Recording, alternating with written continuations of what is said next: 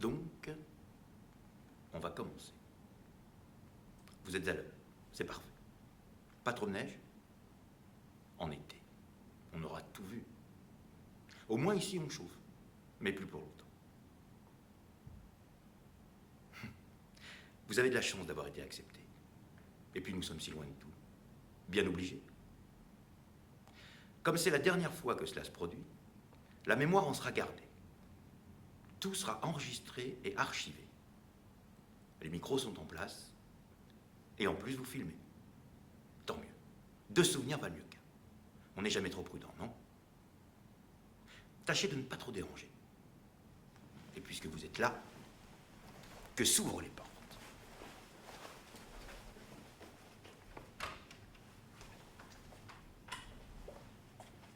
Bonjour. Bonjour. Je n'ai jamais assisté à une proposition d'éducation. Je suis un peu perdu, mais je m'interroge sur l'avenir du monde et des enfants qui y vivent et de ceux qui vont y vivre. Bonjour. Et je trouve que c'est très préoccupant. Bonjour. Bonjour. Même si tout s'effondre, la lumière perce toujours. J'espère que cette proposition donnera un peu de clarté. Il est grand temps que l'éducation soit sérieusement prise en compte. La nôtre n'éduque plus du tout. Ben moi, je trouve j'ai envie de dire que cette façon de faire, c'est totalement désuet, c'est d'un autre temps. On se croirait revenu en 2016, quelque chose comme ça. C'est incroyable de voir encore des choses comme ça. Hein. Puis en plus, avec le froid qu'il y a, c'est-à-dire parce qu'il fait froid que je viens ici, moi, pour être trop chaud. Parce qu'autrement, c'est certain, ça va être un vrai désastre. Excusez-moi, Hein. monsieur, mais je ne suis pas du Qu'est-ce qu'il y a tout d'accord avec vous. Moi, je suis ici. J'attends beaucoup de ce qui va se dire ici. Vous êtes optimiste. J'attends avec impatience la décision qui sera prise sur la proposition. Vous n'en avez pas assez, vous, des guerres, de la famine, des abominations écologiques, et de cet hiver qui dure. Si seulement mes enfants pouvaient connaître autre chose, une autre vie. Ben moi, j'aimerais savoir si un jour ou l'autre, je retournerai à l'école. Des fois, j'aimais, des fois, non. J'aimerais aller dans une école où il n'y aurait pas Grimm avec plein d'animaux. On saura quand? Je vous en prie, bonjour.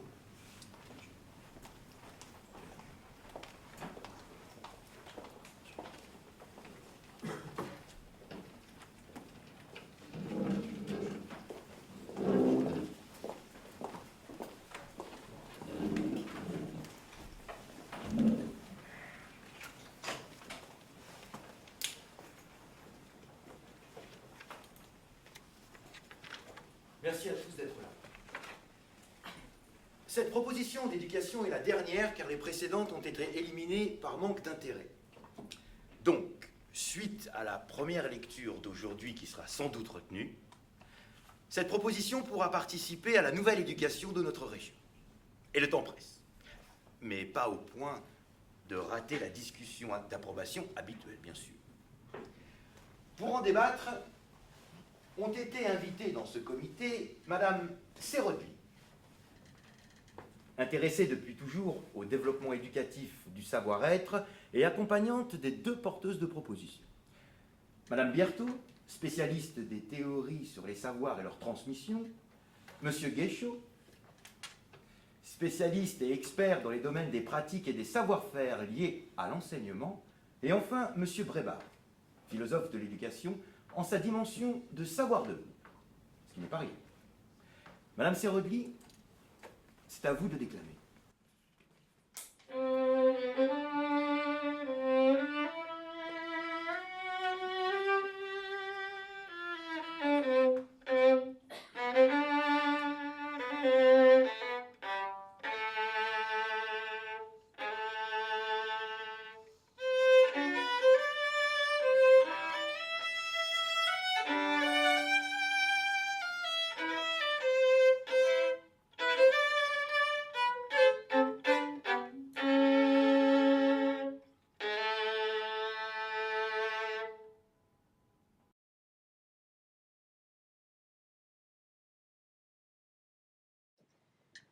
J'ai donc rencontré les candidates ici présentes il y a plusieurs années et tout de suite, j'ai pensé qu'elles avaient le talent nécessaire pour mener à bien une réflexion éducative capable de refonder notre temps. Nous avons besoin de repenser totalement notre éducation, à moins de nous résoudre à nous enfoncer toujours davantage dans une erreur destructrice. En effet, du côté de la politique, de l'environnement, de notre art d'être ensemble, nous sommes arrivés au constat qu'il nous faut repenser totalement notre éducation. Sinon, un péril encore plus grand que celui qui vient de nous frôler adviendra inévitablement. Les signes en sont déjà là. Et l'éducation est le moyen, en retournant aux racines du problème, d'amorcer la métamorphose espérée. Il s'agit ni plus ni moins d'inventer de nouvelles voies, à défaut desquelles notre avenir sera définitivement engagé sur une pente fatale. Notre comité a donc été chargé par les autorités d'examiner de nombreuses propositions d'éducation. Mais leur portée transformatrice était douteuse. Hormis de minuscules avancées, elles n'apportaient rien de vraiment nouveau capable de refonder les temps à venir. Ces propositions avaient néanmoins le mérite de reconnaître que c'est en éduquant autrement que l'on pourra faire émerger un monde adulte différent, ce qui en soi est déjà un énorme progrès. Mais il n'empêche qu'elles demeuraient entachées d'idées surannées, dont certaines franchement néfastes et dangereuses. Il est urgent aujourd'hui de poser de vraies questions à l'éducation. Certes, comment apprendre et faire apprendre avec davantage d'efficacité? Tout le monde en est d'accord. Mais apprendre quel savoir? Dans quel but? Pour quelle finalité éducative? De nombreuses voies anciennes ont déjà été explorées sans succès, sinon nous ne serions pas là tous aujourd'hui. Il est inutile d'envisager de les suivre à nouveau, et de toute façon, nous n'en avons plus le temps. Le moment est venu de regarder dans une nouvelle direction et de définir de nouvelles finalités éducatives. Je pense pour ma part que l'ultime proposition présentée aujourd'hui possède de réelles qualités d'innovation qui vont dans le sens d'une résolution, du moins partielle, des difficultés qui nous assaillent aujourd'hui et qui risquent de nous engloutir. Je rappelle que l'éducation est le cœur vif des cités, de l'humanité tout entière. Presque tout repose sur elle. Faut-il encore souligner l'enjeu de cette ultime proposition? Mesdames, c'est à vous. Merci. Mesdames, messieurs, nous allons, ma collègue et moi, vous exposer le plus brièvement possible notre proposition, qui d'ailleurs vous a été déjà communiquée par écrit. Pour résumer, je dirais que l'éducation doit développer en même temps la connaissance du monde, au sens large, et la connaissance de soi, en profondeur. Et que ces deux connaissances doivent aller de pair, sinon, l'échec est assuré. D'ailleurs, les tragédies humaines des derniers siècles le montrent d'évidence. Parce que, voyez-vous, un monde meilleur, une société juste et bonne, ne peuvent être réalisées qu'avec des êtres heureux, bien reliés entre eux, et qui ont appris à ne pas se perdre dans l'illusion. L'éducation que nous proposons n'est pas une illusion. Elle est en constante relation avec ce qui existe réellement. Les nombreux savoirs des écoles de jadis sont certes indispensables. Mais on s'aperçoit, après les dégâts effrayants de ces derniers siècles, que, sauf exception, ces savoirs étaient si mal enseignés qu'on ne s'en souvenait plus juste après les avoir appris, ou bien alors dans l'espoir d'une bonne notation. Ces mêmes savoirs qui sont transmis dans les écoles traditionnelles, avec ces maîtres et ces pédagogies, je vous parle de ça, un lointain passé, n'aidaient pas les enfants, futurs adultes, à devenir des citoyens résidents de la Terre. Alors, nous nous sommes posé plusieurs questions. Première question, comment devenir un résident citoyen de la Terre sans être le jouet de ces fausses illusions? Et comment apprendre à ne pas confondre l'illusion trompeuse avec l'imaginaire créateur de ce qui existera demain? Tout d'abord, donc, l'éducation que nous proposons entend développer un rapport lucide et constructif au réel. Elle consiste aussi à faire comprendre comment on connaît le savoir qu'on apprend, sa raison d'être. Par exemple, si j'apprends à lire, bien, il me semble qu'il est bon de me demander les humains ont eu besoin de la lecture, de l'écriture, du calcul. Et pourquoi? Jusqu'à ce qu'il y a encore ça peu de temps, et avant que nous les exterminions tous, il existait un groupe humain sans écriture et qui n'avait rien à nous envier dans leur façon de vivre humainement. Parce que voyez-vous, nous pensons fermement qu'il est important que chacun connaisse de quoi sont faits ses savoirs. Sinon, on risque de se tromper sur lui, de ne pas bien savoir ce que c'est justement. Parce que oui, il existe de faux savoirs, des savoirs peu fiables, dangereux, et cela, il faut apprendre aux enfants à les reconnaître et à s'en méfier. Je voudrais vous donner plusieurs exemples. Le premier, nous sommes tous ici d'accord que les faux savoirs économiques n'ont jamais permis de projet à long terme. Et que dire des faux savoirs biologiques, qui n'ont fait que classer, exterminer les gens avec les génocides que l'on a connus, et les semeurs de doutes écologiques qui contredisent les observations les plus élémentaires sur la détérioration de l'eau, de l'air, des terres, des végétaux. Mesdames, messieurs, c'est une lutte pour notre survie que d'apprendre le plus tôt possible de quoi sont faits ces savoirs. Sinon, les êtres humains risquent d'être dans l'erreur, et cela pendant longtemps. Et à terme, les savoirs froids doivent se transformer en connaissances chaudes pour être en bonne entente avec la poésie dont chacun est porteur. Vous ne croyez pas qu'on a vraiment besoin de cela?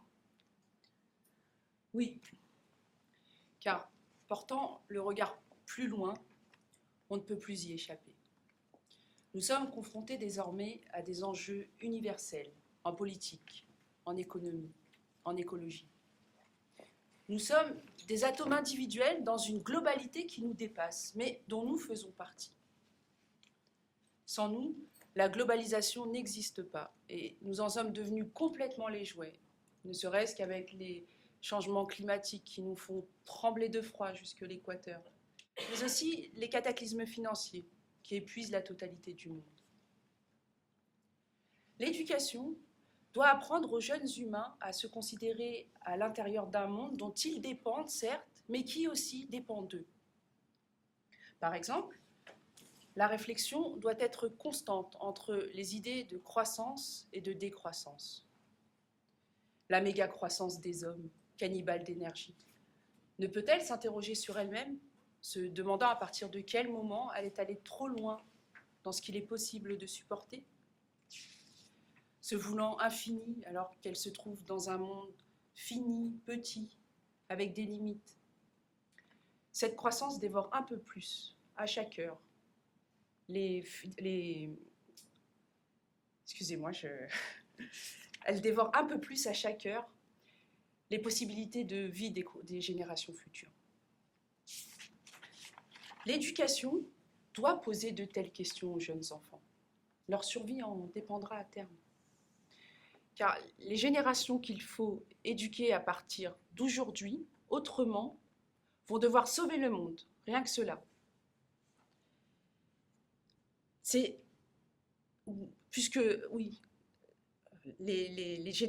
vont devoir sauver notre monde puisque nous constatons que les éducations d'hier l'ont conduit complètement à l'abîme.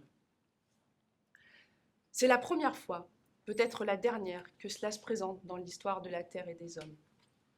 D'où l'extrême urgence d'éduquer mieux tout de suite.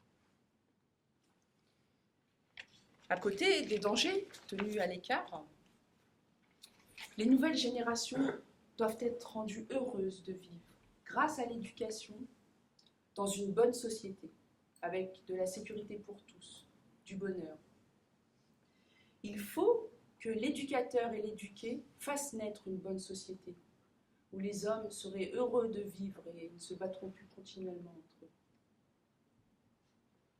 Si les enfants ne sont pas éduqués dans une bonne société, où les êtres humains sont dans une société sans violence, sans guerre, où l'homme est en sécurité psychologique intérieure et pas seulement en sécurité extérieure, il n'y aura jamais de bonne société. Même si tout est parfaitement organisé, rationnellement. Notre idée est qu'une éducation basée exclusivement sur un apprentissage et une compétitivité morne et triste, avec avalanche de notes et de contrôles, une telle éducation ne peut, sauf peut-être rares cas rebelles et déviants, que former des personnes tristes elles aussi, conditionnées, non heureuses, résignées, des personnes livrées au pessimisme, peu enthousiastes. Ce n'est pas avec de tels humains que se constituera une bonne société, dans de la résignation, du pessimisme, des notes, de la compétitivité. Un enfant ne connaîtra peut-être jamais ses talents nombreux qui seront assassinés. Hier, les écoles, les universités, nos façons d'éduquer ne faisaient le plus souvent que former des personnes résignées, reproductrices de ce qui existe déjà. Alors, elles instruisaient ces écoles, certes, ou du moins l'espéraient, mais elles éduquaient très peu ou très mal. Et puis, de plus en plus, le monde s'est mis à leur ressembler. Même la plupart des bons élèves l'étaient au prix d'une sorte de renoncement à ce qu'il y avait de meilleur en eux. Alors, lorsqu'ils étaient parfois brillants, ces élèves, eh bien, c'est comme s'ils s'éteignaient en même temps, devenaient tristes et ternes à l'intérieur. Et lorsque ces élèves accédaient aux postes de pouvoir, dirigeants, managers, hommes, femmes, responsables politiques, ils devaient, dans la plupart des cas, sacrifier, si leur rang restait, leur désir de renouveau, leur imagination et leur force transformatrice pour laisser place à la compétitivité et cette croissance aveugle et qui ont presque détruit le monde. Alors que tout ce qui vit est fait pour l'altruisme et la coopération, dès l'école, on entraînait les petits d'hommes à la compétitivité, au classement, à la bataille généralisée. Cette finalité-là était illogique, opposée à l'évolution même de la vie. Tout au contraire, l'éducation que nous proposerons laissera s'exprimer les talents de chacun. Le sens de la bonté, de l'altruisme, de l'attention à autrui. Et je voudrais dire que grâce à notre éducation, de l'enthousiasme, de la joie de vivre, du bonheur rejailliront sur nous, mais aussi sur les autres, laissant place à la coopération au lieu de la compétitivité mortifère et sans issue. Madame, excusez-moi de vous le dire brutalement, mais vous et votre collègue, vous êtes un irréalisme déconcertant. C'est une proposition, madame. Certes. Non, vous avez un ange sur l'épaule, voire toute sa famille. J'ai lu votre travail et vos paroles en rajoutent. Mais à vous lire et à vous écouter, nous avons l'impression d'assister à une leçon de morale. Nous sommes adultes, nous aussi, il faut vous en rendre compte. Nous aussi, nous savons les difficultés qui nous assaillent. Votre discours est trop généralisateur, confus, béat et simpliste. Alors, à la place du beau ciel bleu sans nuages de l'éducation que vous nous servez, j'aimerais du concret. Par exemple, que feriez-vous de l'école, à moins que vous ne la supprimiez? Que feriez-vous dans une salle de classe directement en face d'élèves à qui vous devriez donner des cours, des leçons, et qui ne vous écouteraient pas? Alors, plus d'émulation entre les élèves, ni de notation, surtout pas de frustration, de contrôle, d'autorité, d'évaluation, mais de l'entraide. C'est ça? Et quoi d'autre? Bah oui, s'ils n'en veulent pas, s'ils refusent vos bons sentiments, Vous êtes muette hein, sur la pédagogie. Et certainement très utopiste. Hein. Et s'il vous plaît, tenez des points élémentaires. Hein. Sinon, c'est un rêve et franchement, nous avons passé l'âge. Nous allons y venir, madame. L'école telle que nous la connaissons existera encore pendant longtemps. Et tant mieux pour ceux qui en ont besoin et qui la supportent. Mais vous savez comme moi qu'il existe d'autres façons d'apprendre, en d'autres lieux. Eh bien, cultivons ces autres façons et ces autres lieux pour ceux qui ne supportent pas l'école. Mais pour les écoles, puisque c'est votre question, je dirais que la pédagogie devra s'adapter au goût et au plaisir de chacun, y compris avec une part de pédagogie magistrale, pourquoi pas. Mais elle devra aussi composer avec les besoins qu'ont les enfants d'agir et de réfléchir collectivement et individuellement. Voyez-vous, en fait, il s'agit d'écouter l'enfant pour faire mûrir ses talents. Par exemple, si cet enfant apprend mieux avec une méthode plutôt qu'avec une autre, nous proposons de l'aider avec la méthode qui lui convient le mieux. C'est très concret. Adaptons notre pédagogie à l'enfant et pas l'inverse. C'est beaucoup plus facile et plus agréable pour tout le monde. Vous savez, les méthodes toutes faites, comme des plats uniques pour toute une classe, eh bien ça ne fonctionne pas.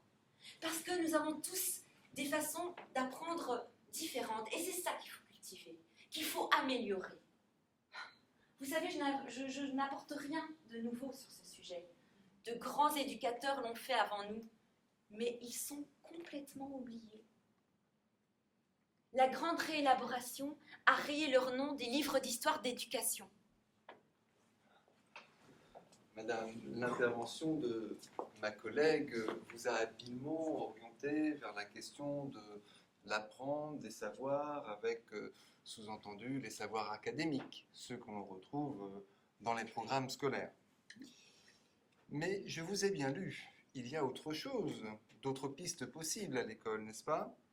L'éducation, l'école, est-ce que c'est juste l'apprentissage de savoirs académiques institués? Ou bien est-ce qu'il n'y aurait pas d'autres possibilités dans cette école?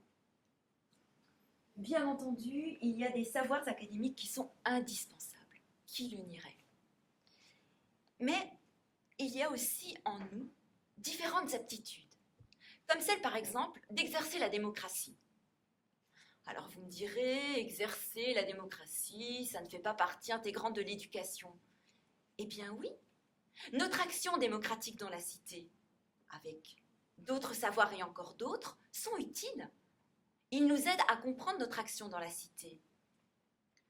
Voyez-vous, l'école doit devenir un lieu de formation à la démocratie. Mais pas la démocratie au rabais, qui fait de nous des citoyens tous les 5 ans à l'occasion des élections. Non, pas celle-là. La démocratie où chaque jour, chacun est acteur de sa vie. Une démocratie sans cesse critique d'elle-même, toujours en voie d'amélioration. Une démocratie qui ne sera pas laissée à des professionnels, les anciens bons élèves, mais qui sera rendue à chacun. Oui, cela s'apprend et fait partie intégrante de l'éducation. À côté des savoirs indispensables, c'est une formation au sens de l'autonomie, une formation au sens de la liberté. Je les répète. L'école ne doit pas devenir un lieu d'instruction, mais elle doit aussi devenir un lieu d'exercice de la démocratie.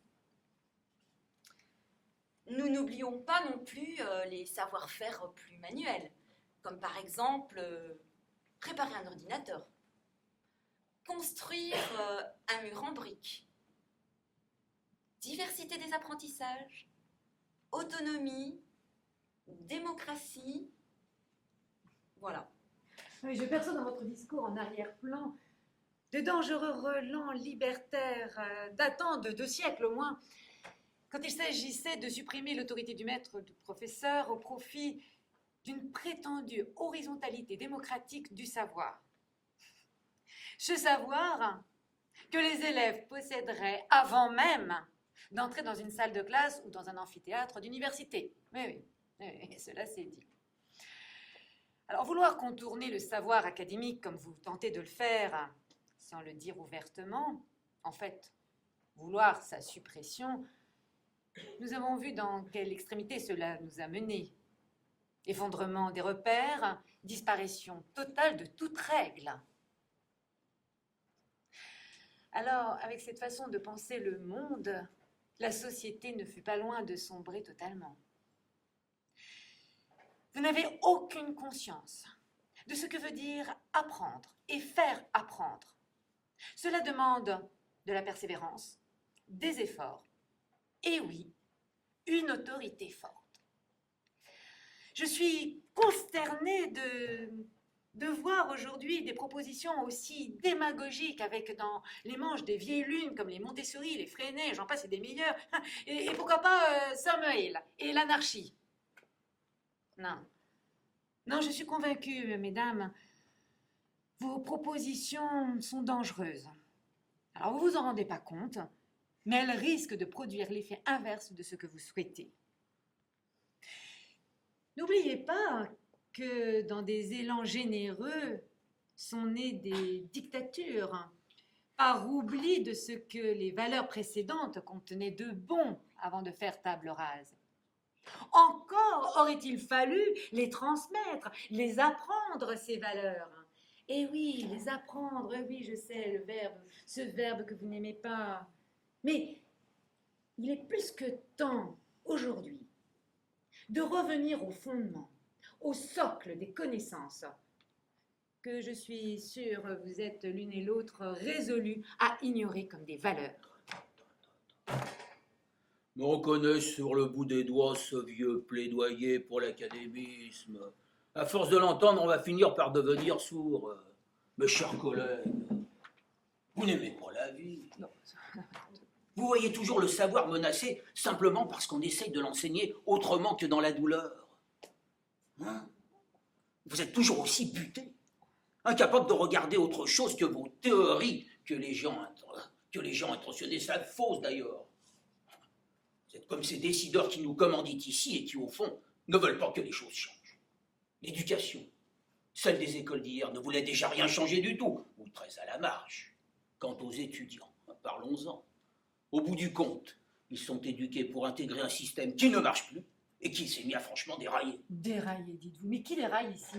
Si ce n'est ceux qui ne croient pas en ce savoir académique qui nous a été enseigné, confié et qui nous permet de bâtir aujourd'hui. Si ce savoir a su traverser les siècles, cela prouve quand même son efficacité, sa valeur. Mais pour demeurer autant attaché à ce qui est périmé, à des règles et des repères obsolètes, vous avez vraiment dû souffrir de votre propre éducation. Mais j'ose vous le dire. Mais demandez-vous un peu, qui vous a éduqué, vous, avant de savoir ce qu'il faut d'éducation pour les autres et de regarder et de critiquer systématiquement ce qui n'est pas de l'apprendre étroit que ne vous nous vendez. Car madame n'est pas du tout contre l'apprendre comme vous nous le dites, vous ne l'écoutez pas. Mais si, je l'écoute. Mais ces propositions de faire autrement, comme vous dites, sont loin d'être prometteuses pour le monde de demain. Non, on en a déjà vu des expériences fâcheuses. Mais on n'imagine pas le monde de demain sur d'anciennes bases qui, chacun le sait, fait bien plus de mal que de bien. La valeur éducative de notre savoir académique, qui vient de nos ancêtres, est le fondement de toute notre civilisation. Alors, s'il vous plaît, soyons un peu reconnaissants et surtout humbles. Non, mais s'il vous plaît. Mais le savoir d'expérience, a autant de valeur éducative que le savoir académique. Ils s'enrichissent l'un l'autre. Vous aurez beaucoup de mal à changer, hein, laissez-moi vous le dire. Hein. S'il en existait encore, on devrait vous mettre dans la vitrine d'un musée, car en nostalgique virulente, vous adorez les choses anciennes devenues inutiles. Eh ben, vive les musées, vive les conservateurs, ce sont la mémoire de la civilisation. Vous savez la différence entre un bon et un mauvais conservateur? Vous le savez? Eh ben, je vais vous le dire, c'est dans ce qu'ils veulent conserver. S'il vous plaît, mesdames, messieurs, enfin, voyons, s'il vous plaît. Messieurs, dames, enfin, voyons, s'il vous plaît, messieurs, dames. Voyons, nous ne sommes pas dans une basse-cour, et pourtant je ne vous entends plus que cacter. Enfin, bon. Eh bien, puisque c'est ainsi, et comme nous l'indique la poussiéreuse tradition en pareille situation d'excès, je me vois contraint d'imposer un peu d'aphasie aphonique adoucissante, un petit massage de la pensée, pour que rythme cardiaque, neurones exaltés, respiration agitée puissent enfin retrouver leur calme et que la séance du comité puisse continuer normalement. Je vais vous demander, mesdames et messieurs, s'il vous plaît, de vous lever, ainsi que les personnes du comité.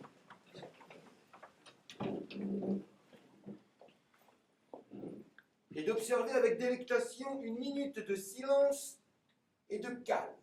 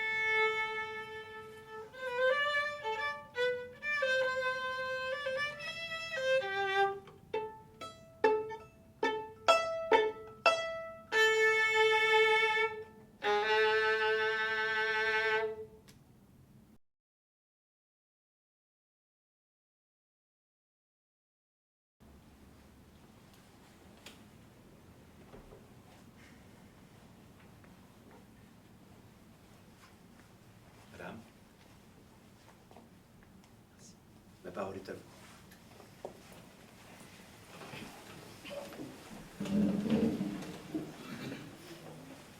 Naturellement, les enfants ne peuvent décider à la place des adultes, même si les enfants peuvent très bien coopérer entre eux pour apprendre. Cela dit, une très ancienne question reste posée. Qui éduquera? Et aussi, qui éduquera les éducateurs? Et peut-on changer la conscience des éducateurs avant même celle des éduqués? Des éducateurs qui aimeraient surtout éduquer avant d'éduquer à quelque chose. Eh bien, ce serait cela une bonne éducation. Et pas seulement la grammaire et les mathématiques, qui au niveau des écoles ne sont jamais que des règles à appliquer, même si elles sont importantes. Mais ne pas transmettre ce que les adultes savent reviendrait à condamner chaque génération à réinventer d'elle-même le feu, la roue, l'écriture, les arts, le droit. Mais au moins, tant que les enfants ne sont pas encore au stade où ils pourraient choisir leurs enseignants, on pourrait imaginer une autodiscipline plutôt que la discipline imposée. On sait que des formes d'autodiscipline de groupe sont aussi efficaces qu'une discipline imposée de l'extérieur. Sur un thème voisin, les enfants savent très bien apprendre et retransmettre ce qu'ils ont appris à leurs camarades, sans intervention de l'adulte. Des écoles, il y a 3 siècles, pratiquaient déjà cela avec grand succès. Discipline et tutorat étaient assurés par les enfants eux-mêmes. Ainsi, la coopération en est renforcée, ce qui vaut bien mieux que la concurrence. Et cela n'annule en aucun cas l'action de l'adulte à ce qu'il a apporté de nouveau dans ses leçons. J'ai envie d'ajouter que le savoir académique ne devrait pas être asséné, mais en vertu des incertitudes qu'il peut contenir comme tout autre savoir, il doit faire l'objet de débats, de discussions, de réflexions. Bien sûr, il ne s'agit pas de le remettre en question systématiquement. Il s'agit plutôt de comprendre comment se forme ce savoir, comment il vit, comment il vieillit et parfois il doit être remplacé par un savoir plus adapté, plus percutant. Compréhension est un mot-clé de notre travail. Comprendre, par exemple, pourquoi l'incompréhension des autres donne lieu à du racisme, de l'exclusion, de la peur des étrangers. D'ailleurs, notre éducation plaide pour une compréhension mutuelle entre les peuples et leur culture. Sinon, c'est l'affrontement purement et simplement. Inutile de vous dire que l'unité des humains est faite de diversité. Il y a diverses cultures humaines, mais en fin de compte, tous les humains se ressemblent dans leur unique identité terrienne. Et cela, tous spationautes, observant la Terre depuis l'espace, le comprend immédiatement. Oui. Et pour ce qui est des apprentissages, toutes disciplines confondues, pour ce qui est des rencontres incessantes entre humains de tous les continents, il faut souligner, et ce, à toutes les étapes de la vie, les atouts de l'hyper-multinet, né des ruines de l'archaïque Internet. Cet outil bio-virtuel pourra être d'une grande utilité, à la fois pour les connaissances, d'abord les communications qu'il permet, notamment celles à vocation éducative, mais aussi pour la qualité des informations qu'il contient, pourtant stupidement traquées par les milices du bien-pensé. N'ayons pas peur des techniques de pointe, adoptons-les et mettons-les au service de l'éducation. Mais bien sûr, comme toute chose, utilisons-les après examen attentif, sans nous leurrer sur elles. Effectivement, en cet endroit précis, j'aimerais tout à fait abonder dans votre sens. Notre esprit devenu craintif nous a fait manquer beaucoup d'occasions d'améliorer nos vies grâce à ces techniques avancées. Il est vrai que nos lointains ancêtres avaient fait des choix pas très judicieux, comme le nucléaire extrêmement nocif, qui, bien que dénoncé par quelques-uns, qui n'ont pas été écoutés, ont conduit aux catastrophes que nous avons connues, avec un océan et un continent tout à fait inhabitable pour au moins 1 millier d'années. En conséquence, nous sommes devenus des technophobes invétérés, ce qui est tout à fait aussi nocif que d'être trop technophile. Mais une technique de pointe, réhabilitée, soucieuse de la nature, de l'homme et de l'environnement, pourra en effet retrouver toute sa place dans l'éducation. Vous avez eu tout à fait raison de le préciser et je vous en remercie beaucoup. Merci à vous pour votre intervention, monsieur. Par contre, il nous faut réagir face aux périls que nous avons créés. Depuis ces nouveaux virus ultra-virulents, responsables de pandémies terribles, en passant par l'épuisement des ressources, les guerres de plus en plus fréquentes, ces dérèglements climatiques ravageurs. Le gel incessant que nous endurons nous en dit quelque chose, d'ailleurs. Désormais, dans notre époque inquiétante, tous les hommes, je dirais même toutes les formes de vie, partagent un même destin. Une des missions de l'éducation est d'apprendre cela aux humains. Il y va de la survie de tous. La course est cette fois bien engagée entre l'éducation et la catastrophe. Et malheureusement, l'éducation n'est pas sûre de gagner. Il faut aller vite. Comme jamais encore dans leur existence, avec une telle évidence, les humains n'ont eu autant besoin d'être sages et de s'ouvrir à tous les possibles. Ce monde est constitué de vérités que peu à peu, les sciences fondamentales et aussi des sciences appliquées ont dégagées, sur lesquelles il est possible de s'appuyer. Cela et les méthodes développées doivent être transmises. C'est une des visées essentielles de l'éducation. Cependant, faire croire que l'univers scientifique n'est que certitude définitive serait une erreur. Puisque la science est aussi sujette à erreur. Et l'histoire des sciences nous le montre à foison. L'être humain doit apprendre, grâce à son éducation, à naviguer avec le plus d'aisance possible entre certitude et incertitude. Alors, l'incertitude ne doit pas le paralyser ou l'empêcher d'agir. Dans les imprévus se cache de la novation, celle dont nous avons expressément besoin.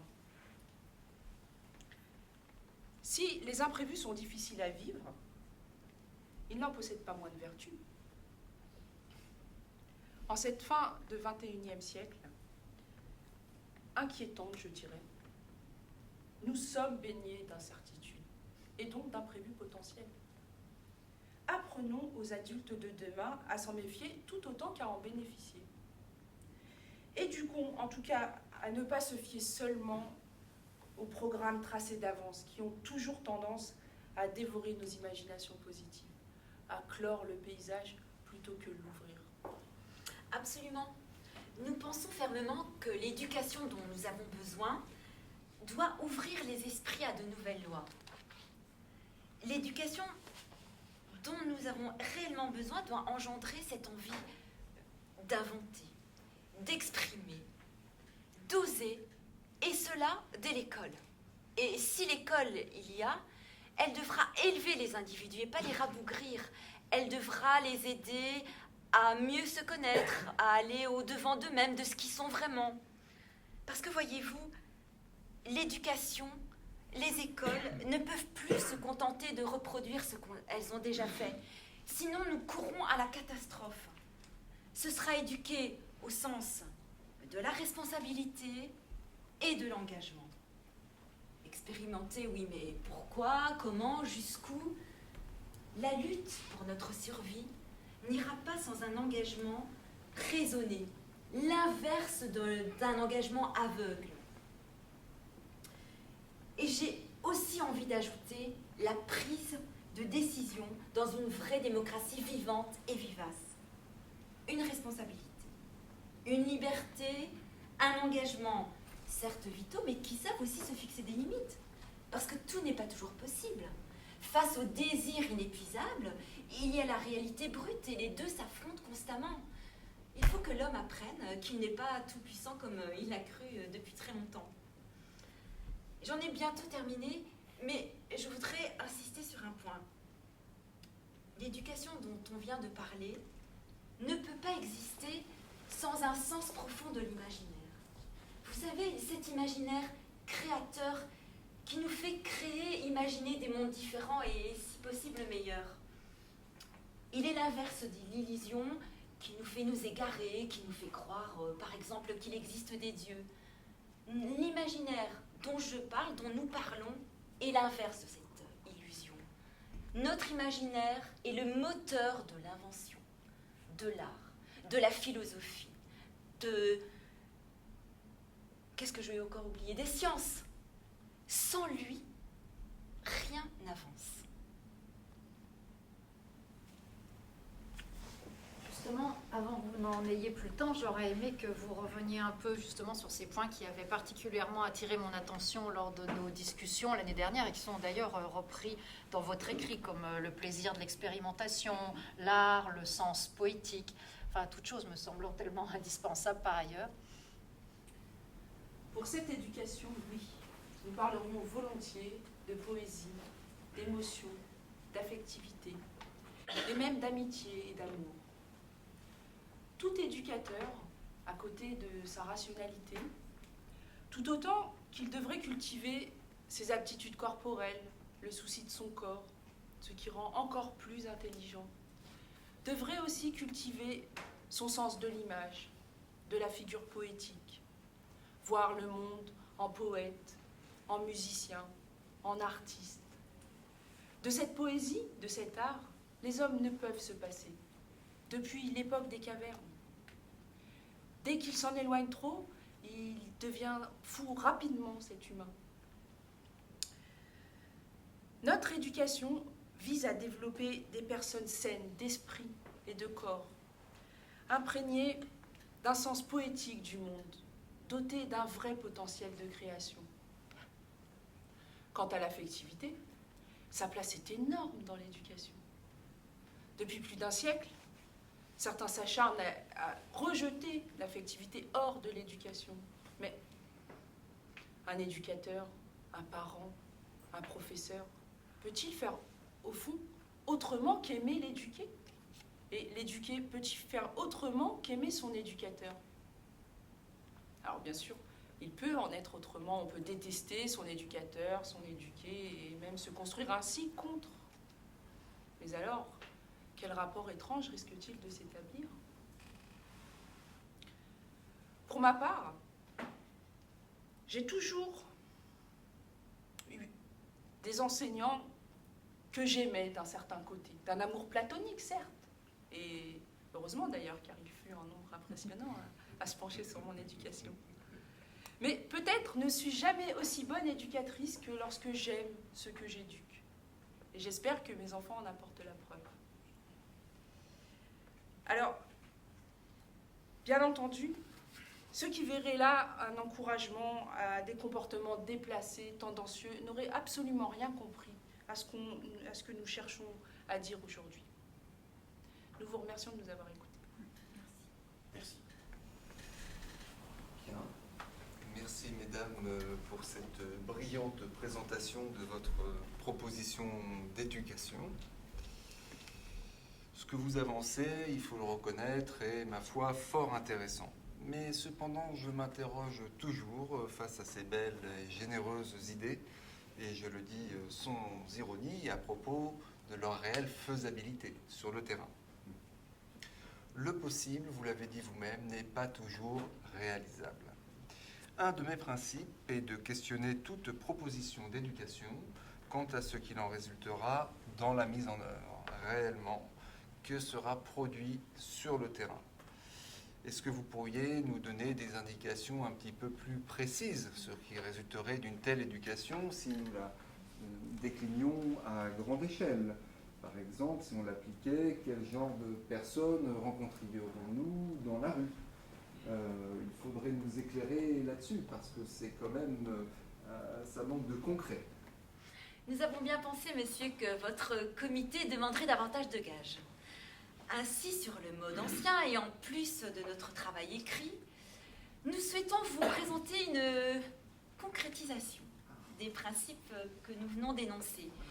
Une sorte de chef-d'œuvre, comme on disait dans la tradition des compagnons ouvriers du devoir. Voici notre chef-d'œuvre éduqué selon les principes dont nous vous avons parlé. Je vous salue, toutes et tous, de toutes parts. D'où je viens ne me tourmente pas trop, parfois seulement un peu, dans les instants mélancoliques, qui ne durent pas. Bien qu'avec encore peu d'années au compteur, j'ai déjà une histoire, où mon éducation est centrale. Les jeunes adultes parlent peu de leur éducation. Pas bavards, nous sommes encore largement en prise avec elle.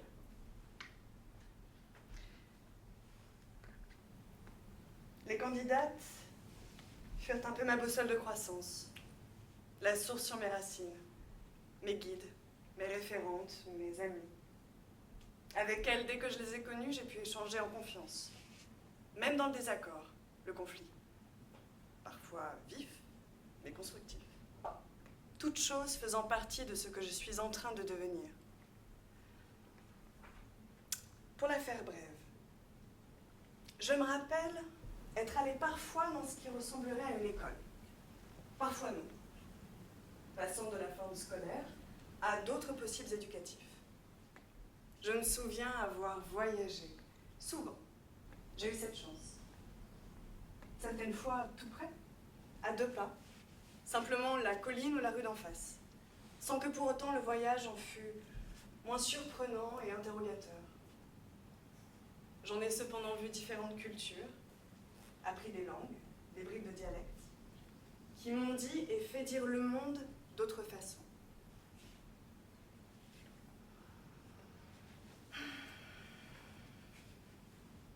Vous avez voyagé? Oui. Et mes ascendants, mon entourage, étaient une sorte de communauté, comment dire, par plaisanterie, un peu hippie sur les bords. Mais je veux dire dans l'âme, sans cheveux longs, ni manteau afghan, ni fumée, ni poudre, que l'on sait. Sans beaucoup de Pisanov caricaturaux, mais juste dans le besoin d'ouverture sur le millénaire précédent, cette renaissance que personne n'a vue, étouffée qu'elle fut par ses impasses. J'y ai croisé des esprits fort rigoureux, des artistes contemporains, que généralement on préfère ne pas comprendre, c'est plus connu. Des poètes de toujours, de fervents politiques enfermés rêvant de sortie, mais aussi maçons, menuisiers, charpentiers, plombiers, dont j'ai appris béton, clous, vis, marteau, équerre, fil à plomb, ouvrage bien fait de A à Z non morcelé. Voulez-vous une charpente? Voulez-vous une sonate? Voulez-vous un essai sur la liberté? Voulez-vous un poème sur l'amour contre les fers et la haine? Voulez-vous une requête sur un dixième de seconde montagne sur l'hypermultimètre? Voulez-vous du réconfort? Ou un hypercute? Car je sais aussi me défendre s'il le faut. Demandez-les-moi. Je vais vous en donner et vous en redonner. Et aussi, voulez-vous des fleurs, madame? Je vous remercie. Mais dites-moi, vous avez appris tout cela en vous amusant, par jeu, sans difficulté, dans le bonheur? Ah, un vrai conte de fées, votre éducation. Un truc d'illusionniste. Vous ne croyez pas si bien dire et faire. Mes premières impressions négatives en vous lisant, mesdames, se confirment. 3 heures d'apprentissage quotidienne, mais des suffisantes, bien remplies et sans angoisse. Apprendre est aisé quand on en comprend l'utilité, quand on en a envie. Si ça n'est pas le cas, on apprend dans la peine et l'effort, oui, qu'un peu plus tard, on a tout oublié. Les anciens qui sont allés dans les vieilles écoles disent qu'aujourd'hui, ils n'en ont presque rien retenu. Ils doivent avoir un peu raison, non? J'ai appris à lire et à écrire à 8 ou 9 ans. Avant, cela n'entrait pas. Je préférais les nuages dans le ciel. Quand j'ai voulu comprendre de quoi étaient faits les nuages et la pluie, j'ai appris à lire en 2 semaines, sans difficulté. Et un peu plus tard, à compter, avec tout ce qui va avec. Et je ne me crois pas en retard sur quoi que ce soit aujourd'hui. Et des apprenants tels que moi, nous étions légion. Quasiment tous. La géographie m'est venue en fabriquant des maquettes avec de la terre, du bois et toutes les autres choses qu'on apprenait dans les écoles quand il en existait encore. Et toutes les autres qu'il est impossible d'apprendre à l'école. Et le plus étrange, c'est qu'avec quelques-uns de ma génération, nous sommes devenus fins connaisseurs de notre propre éducation, capables de l'analyser, de nous auto-critiquer également, avec bienveillance, mais fermement. Ne pas accepter ce qui ne peut accepter, mais avec de l'attendrissement en quelque sorte. De la ferme autonomie s'auto-évaluant sans cesse, avec de l'attention à soi et de l'empathie pour les autres. Vous avez appris à vous connaître vous-même. Oui.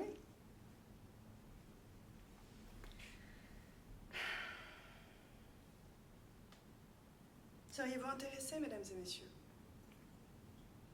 Tendez les mains. J'en ai plein les poches. N'ayez pas peur. En auriez-vous par hasard besoin, mesdames et messieurs du comité, pour la suite de l'histoire? Oui, mais enfin, malgré tout, les questions, c'est encore à nous de les poser. Oui, ici. Absolument, c'est vrai. Ce monde a quelques usages à respecter et à ne pas perdre. Merci. Par exemple, concernant la règle du secret, pensez-vous que nous irions jusqu'à délibérer devant vous, comme cela, sans façon? Et pourquoi pas, tiens.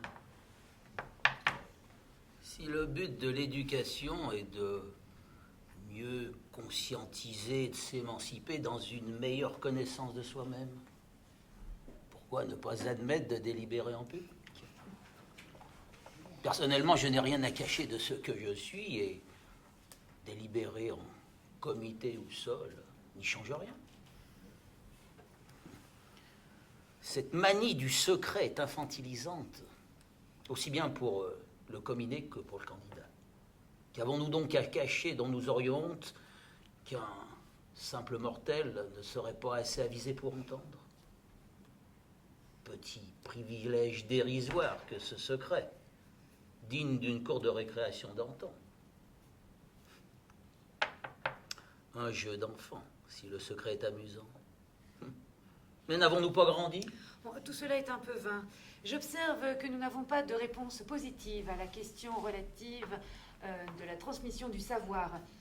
Je propose peut-être un bilan de compétences pour contrôler ce qui est. Je sais pas. L'important me semble être cet acquis central chez le chef-d'œuvre.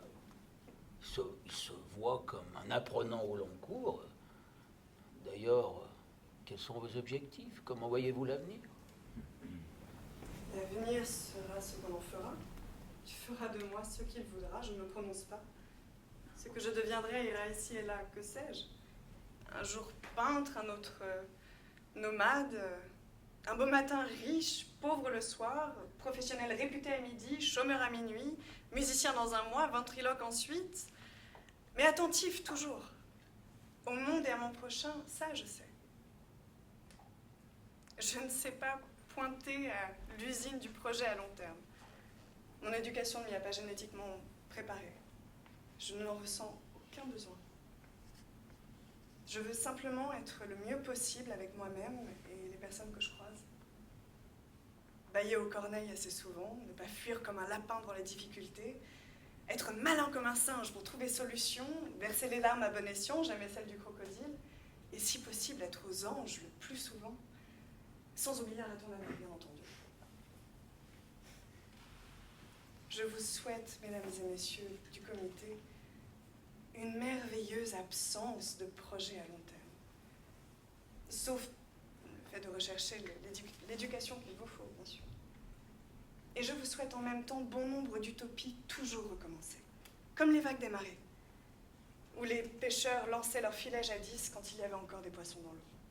Vous êtes drôlement bien parti, dit-on. Ce chef-d'œuvre, quel panache! Je sens que le débat est en train de se resserrer sur cette réponse à la question qui nous rassemble. Évidemment, ce débat est si riche que nous pourrions en parler toute la nuit et la prochaine en plus.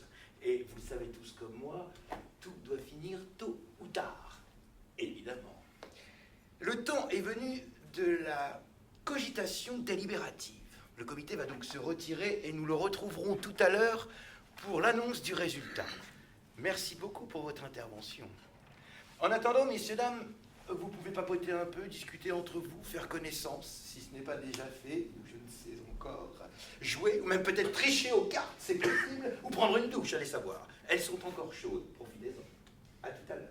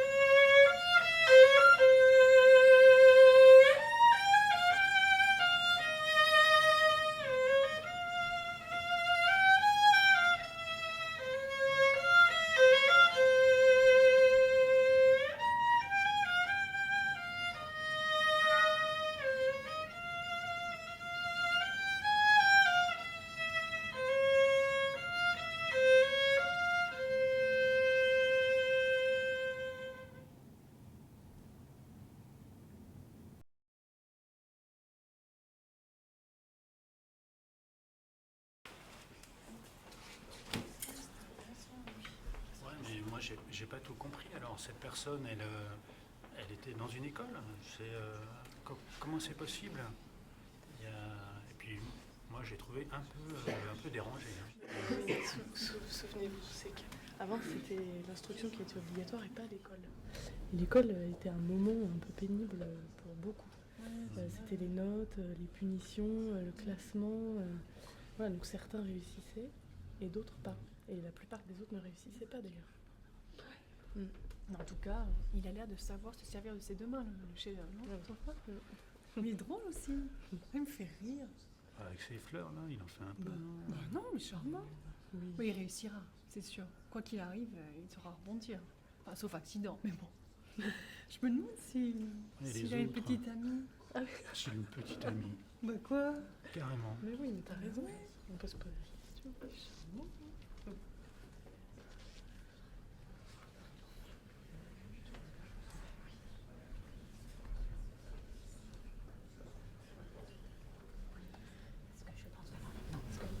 Le chef-d'œuvre, ce chef-d'œuvre a certainement de la valeur, puisqu'il n'invente pas uniquement par onomatopée. J'ai eu beaucoup de mal à suivre son discours. Mais franchement, il y a des aspects de son éducation qui ont été complètement négligés. Par exemple, peut-il seulement rester 2 heures assis à table, à analyser un texte, à formaliser ses pensées? Alors, certes, il peut embrasser un métier pratique, manuel, mais je ne le vois absolument pas faire carrière comme nous dans une hyper structure sagacitante. Par exemple, je ne le vois pas du tout faire partie d'un comité comme les autres. Alors, ma question, c'est pouvons-nous engager l'éducation du XXe siècle sur un tel exemple? Je ne sais pas ce que vous en pensez. Chers collègues, est-ce que vous avez remarqué quand même l'agilité d'esprit et l'intelligence qu'a le chef-d'œuvre, qui lui permettent, à mon avis, de se sortir de n'importe quelle situation. Je parie même qu'il serait assez capable, autant que nous, de se débrouiller dans n'importe quelle situation, dans l'hyperstructure dans laquelle nous sommes, même s'il n'a pas l'habitus d'un savant, mais ça viendra. N'oublions pas non plus le travail remarquable de la candidate dans sa proposition. Non, moi, ce qui me plaît chez cette personne, c'est son aisance, sa modestie, son imagination fraîche, sa fantaisie. Et je suis absolument persuadée qu'il possède une solide érudition, d'ailleurs comme c'est indiqué dans le texte de la proposition, même si cette érudition n'est pas mise en avant. Écoutez, moi je suis sûre que cette éducation va réussir, parce que c'est une éducation qui fait aimer la vie. Et je dois avouer que c'est vrai que ça correspond à mon idéal éducatif d'homme universel. Vous savez, je ne pense pas qu'il soit enterré, cet humain universel qui sommeille au fond de chacun de nous et qui nourrit notre processus inachevable de développement.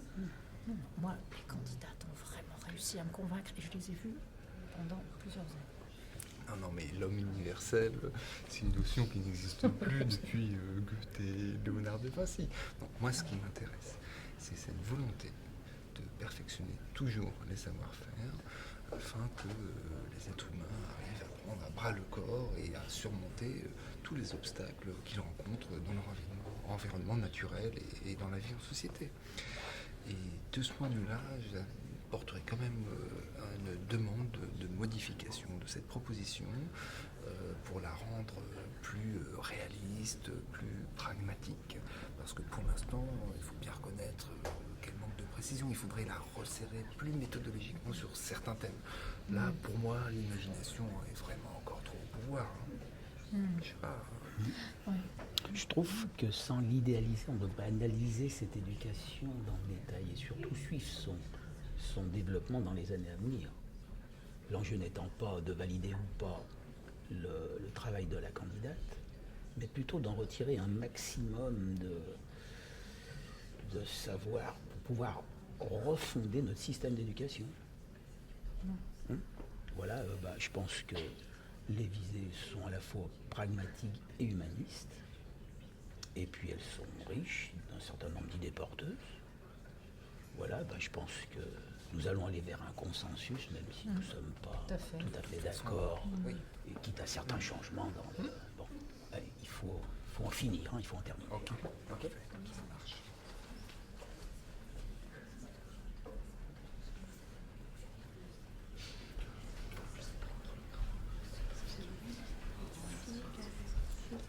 Non, pas de cigarette. Et puis j'en ai pas plus qu'il y a 10 ans. Ah, elle m'agace vraiment. Et puis je vais te dire un truc, pour le reste, c'est à toi de voir ce que tu veux faire. Parce que je vais en observation d'urgence ou chez le médecin, tu sais. Non mais c'est vrai, je fais un peu le clown, mais ils vont me prescrire ils vont me délivrer un diagnostic, puis ils vont me prescrire une thérapie. Et puis ils vont me dire ce qu'il faut que je fasse pour être aussi bien qu'eux. Non mais j'ai rien contre eux, ils ont sûrement de très très grande qualité, ils en savent sûrement beaucoup plus long que moi sur plein de choses. Mais honnêtement, j'ai pas très envie. T'en fais pas. Écoutez-nous, écoutons-les, tu verras après. Et puis, c'est ta vie, pas la leur, ni la mienne. Et au fait, pour la suite, évite les bouquets. T'en fais un peu trop, quand même. D'accord, toute une éducation à refaire. Ce serait temps de vous y mettre, hein, parce que là, on commence à avoir un petit peu de retard. Ça va, je plaisante.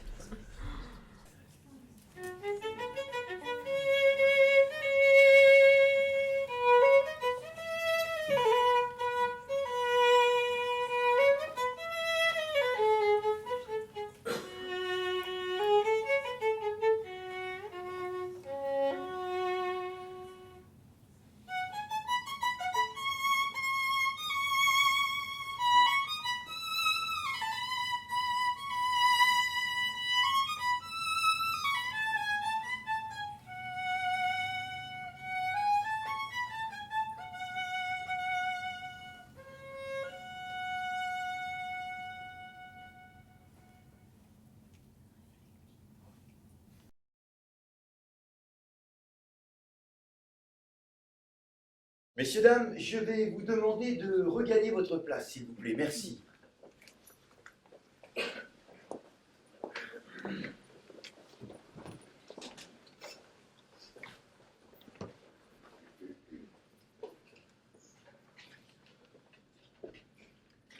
Voici les résultats de la délibération. Merci, Madame Serudli. Voici les résultats de la délibération que je vais vous annoncer. Les résultats de la délibération que je vais vous annoncer. Eh bien, pour cela, je vais vous demander de vous lever, puisqu'une dose de résultats de cogitation délibérative ne peut s'ingérer que debout. Il en va de la bonne digestion qui suit, bien entendu. Voilà. L'excellente nouvelle est que le comité a décidé d'engager en bonne partie l'avenir de notre éducation sur les bases de la proposition qui vient d'être examinée. Vous pouvez applaudir, c'est plutôt bien, non ?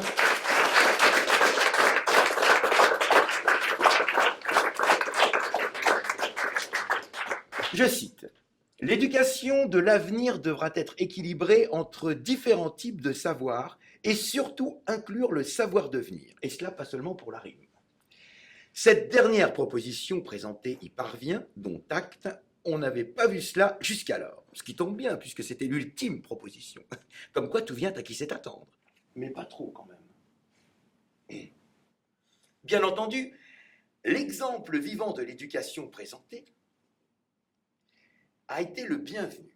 On en voit ainsi des choses, et mieux que cela, on les devine. Mais, et s'en empêcher, il n'a pu.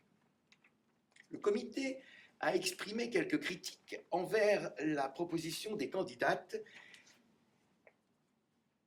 et fait quelques suggestions d'amélioration.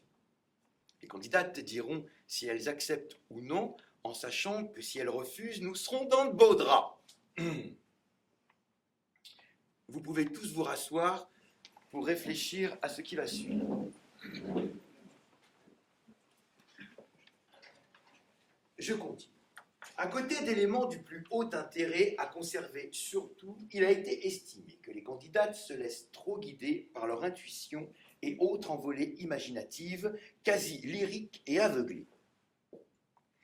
Les vieilles et regrettées sciences de l'éducation disparues, mortes et enterrées depuis belle lurette, l'avaient cependant montré. Le contrôle est utile, l'évaluation également, mais on ne les voit pas assez dans la proposition. Il manque des étapes rationnelles et scientifiques sur l'avancée des personnes éduquées de notre peuple de demain. Davantage donc de raisons il faut, sur laquelle pouvoir s'appuyer solidement, et un peu moins d'imagination, peut-être intéressante, mais pas vraiment fiable. Quelques modifications allant dans ce sens seraient très appréciées par le comité, ce qui rendrait possible un vrai plan d'éducation avant que ne retombent les couperets de l'impossible, immobile, gelé. N'en faites pas trop quand même. Le comité considère aussi qu'éduquer, c'est entre autres aider à se conformer à des normes et des règles sociales construites par une société. Et il lui apparaît que l'éducation envisagée, telle qu'elle figure dans cette proposition, n'en tient pas suffisamment compte. La question, où sont vos normes, mesdames? C'est anormal, n'est-ce pas, madame Berthaud? Le comité craint par exemple que les semblables du chef-d'œuvre se trouvent, malgré leur agilité et leur poésie, en contradiction avec les normes sociales en vigueur, et il y en a forcément celles d'aujourd'hui ou celles de demain. Comment réagira, dans ces normes, le sujet de cette éducation imaginative et créative? Sera-t-il un inadapté social, trop en décalage, en détresse, une planche à la dérive sur l'océan, ou bien un vaisseau pirate, un destroyer furibard? C'est une question. Deux choses ne révélant pas de ce que serait une bonne société. Pas vrai? Il serait peut-être aussi bon d'apprendre de dire au revoir aux choses qu'on connaît et bonjour aux choses qu'on ne connaît pas.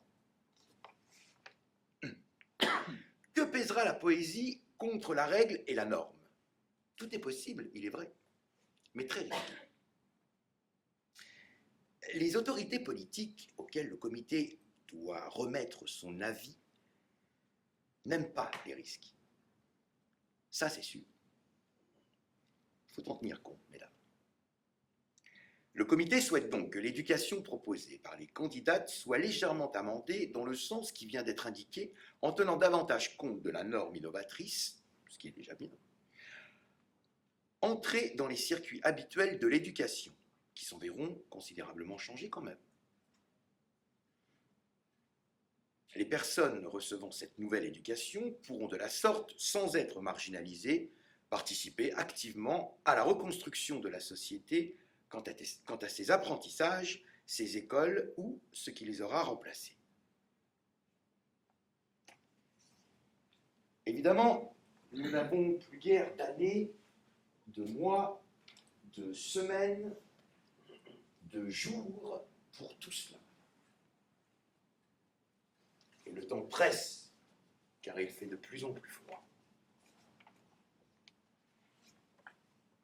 Que déciderez-vous, mesdames? Vous avez la parole.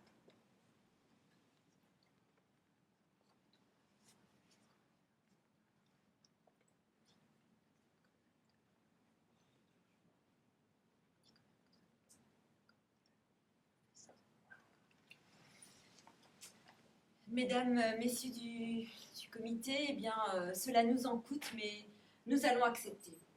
Nous avons vraiment conscience que le temps presse, que le danger rôde. Et puisque vous avez accepté notre proposition, c'est qu'elle vous convient, en tout cas de façon globale. Et nous sommes assez confiantes sur le fait d'intégrer vos suggestions à notre proposition qui est amendable et améliorable. L'essentiel nous semble préservé. Ils vous sont. Oui, bien sûr. Mais je ne peux, moi, ni me retrancher, ni me diviser. Juste me multiplier, peut-être. Et c'est ce que vous souhaitiez, souvenez-vous. Je ne saurais m'installer dans du rationnel trop étroit de moi. Je ne pourrais pas m'y faire, je le sens. Par mon éducation, vous m'avez voulu albatros. J'ai accepté. Et voilà qu'ils veulent me faire marcher, là. Je ne vous en veux pas, ne m'en veuillez pas. J'ai besoin des deux. Raison résonnante, poésie imaginante, toujours. Pas l'une sans l'autre. Comme vous proposez beaucoup de l'une, avec beaucoup moins de l'autre, puis après, avec le temps, plus du tout, je passe à venir. Je suis déséquilibrée. Je vais vaciller. Me blesser peut-être bien. Je pense actuellement n'avoir besoin d'aucun amendement, d'aucune modification, ni envie non plus. Je sais Je pense savoir ce que je souhaite. Et ce que je souhaite pour moi-même n'est nuisible à personne. Je ne peux être autrement que ce qui me rend heureux de vivre d'une bonne vie. Ce qui me fonde à côté de la joie du théorème mathématique et de la rigueur du raisonnement scientifique, c'est ce plaisir inquiet de l'incertitude, la surprise, l'imaginaire, pas la norme normalisante. Je sais cela en moi. Et je sais aussi que la véritable éducation profonde est l'étude des disciplines, de la connaissance, moderne et immémoriale, et aussi l'étude de moi-même. C'est avec les deux que je me sens un peu en sécurité. Je vais me connaître de mieux en mieux. Je serai portée à l'action juste. Cela changera mes relations avec les autres humains, qui eux aussi changeront, nous changerons ensemble. Et avec un peu de chance, il fera un peu moins froid. Tant que les personnes ne changeront pas au plus profond d'elles-mêmes, aucune organisation, aucune société ne donnera satisfaction. Vous désirez une meilleure société grâce à l'éducation, et c'est un pas conséquent, mais tout est une question de relation à soi-même et aux autres. Toute tentative de changement brutal ne réussit jamais. Mais parce que les hommes, ils sont les mêmes. Il n'y a qu'une éducation sensible et profonde des êtres, comme celle que j'ai reçue, qui pourra modifier la société, la faire évoluer vers un monde sans violence, sans guerre. Il faut changer la qualité de l'esprit humain. Et l'éducation peut le faire. Si toutefois les éducateurs aiment éduquer.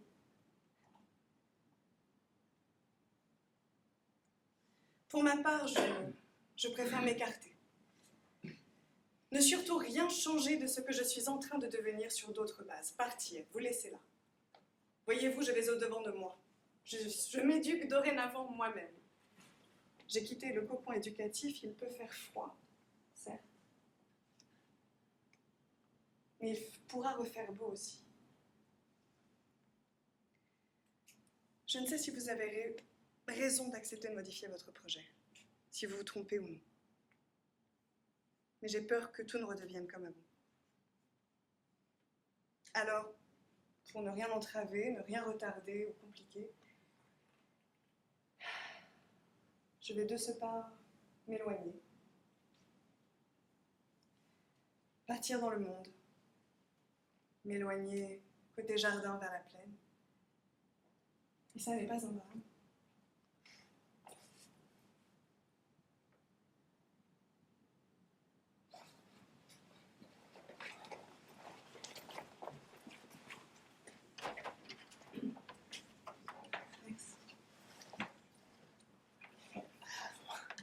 Que se passe-t-il? C'est un départ définitif. Et les règles protocole, faites quelque chose. Mais... Un chien. Il faut faire attention. Il y a tellement de dangers dans ce monde. Et si ce départ était un danger pour tout le monde? Sait-on jamais. Mais cela peut-il être pire? De toute façon, il ne peut pas faire plus glacial. Mesdames et messieurs, nous pourrions continuer de goûter le plaisir d'être ensemble, mais il faut nous quitter.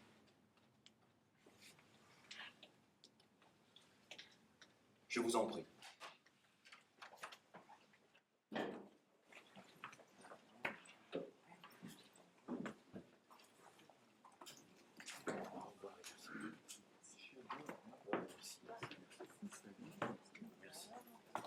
Les choses, les hommes, le monde, peuvent-ils changer avec ce nouveau plan d'éducation? Demain sera-t-il meilleur, plus démocratique, moins injuste, plus joyeux? Je l'espère. Tout ça, ce ne sont que des mots, des phrases. Mais comment sera réellement réalisée cette éducation? De bonnes intentions, il y en a eu. Des éducations qui ont produit l'effet inverse de ce qu'elles promettaient. On ne peut rien attendre d'une éducation. Allez, on y va. De toute façon, on n'avait plus le choix. Ce qui serait bien à l'école, c'est de supprimer les vacances. Si l'école c'était bien, on n'aurait pas besoin de vacances, on ne serait pas fatigué. Ce serait les vacances tout le temps. Au revoir. Au revoir, merci. Eh bien, pour ma part, je voudrais être différente de vous. Plus belle. Vous êtes coincé dans un cadre de règles et vous dans un cadre d'écran.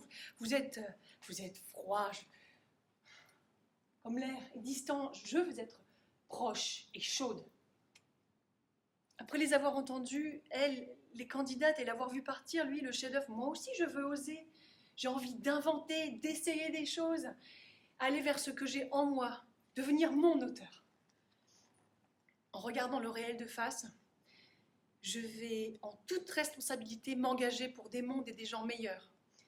Je suis certaine que cela m'aidera à garder mon enthousiasme, à rester optimiste. À quoi bon le pessimisme? Surtout celui qui n'engage à rien et dégage de tout. Les portes vont se fermer et vous allez rester enfermés, ça vous plaît? Moi je pars aussi. Je le rattrape si je peux. Ben, on sera au moins deux, on se tiendra chaud. Au revoir. Bon courage. Merci. Merci.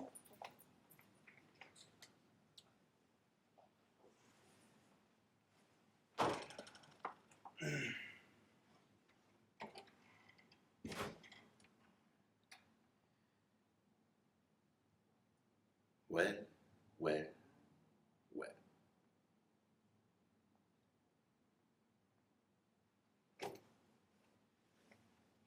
Le centre de la cible est souvent drôlement loin.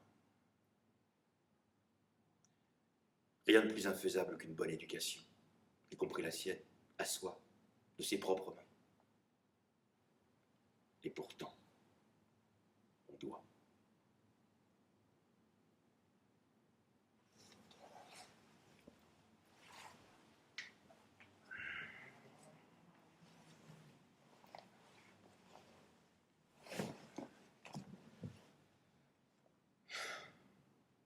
Mais dites donc, l'ami, vous en avez vu des propositions? Vous n'avez pas un avis?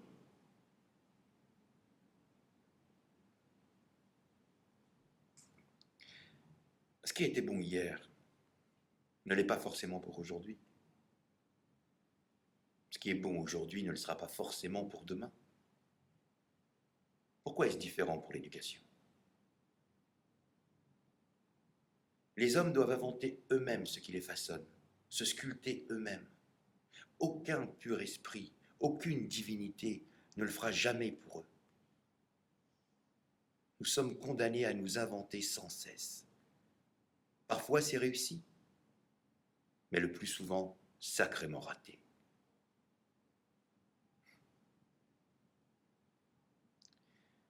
Il y a bien des difficultés et bien du mérite. Car la nature humaine est rebelle. Je souhaite bonne chance au chef-d'œuvre et à l'autre, parti lui courir après.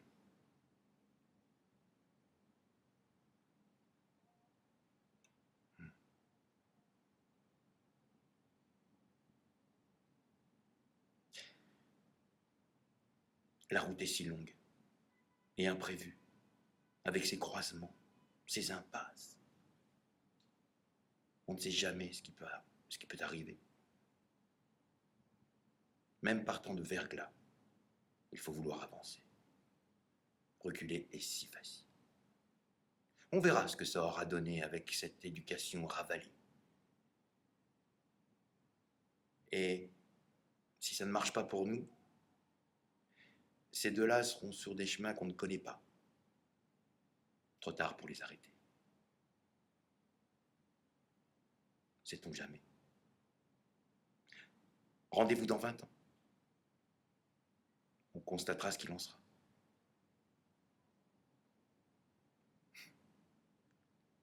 On constatera ce qui sera des uns et des autres. Revoyant votre film, on se réjouira ou on pleurera. Ce sera selon. Au revoir. Je ne vous retiens pas plus longtemps. Couvrez-vous bien.